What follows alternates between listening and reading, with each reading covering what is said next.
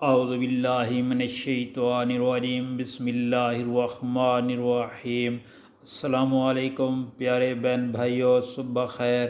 نبی کریم صلی اللہ علیہ وآلہ وسلم نے ارشاد پاک فرمایا کہ جو شخص نماز عصر کے بعد یہ کلمات 100 مرتبہ پڑھے گا، 100 مرتبہ پڑھے گا، تو پڑھنا کیا ہے؟ بسم اللہ الرحمن الرحیم، استغفر اللہ و اتوب علیہ، تو اللہ تعالیٰ اسے 3 انعام عطا فرمائے گا۔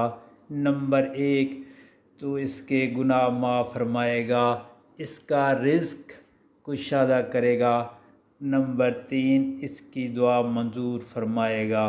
دوستو، نماز عصر کے بعد 100 مرتبہ یہ وظیفہ پڑھنا ہے، اور اس پر اللہ تعالیٰ 3 خصوصی انعام عطا فرمائیں گے۔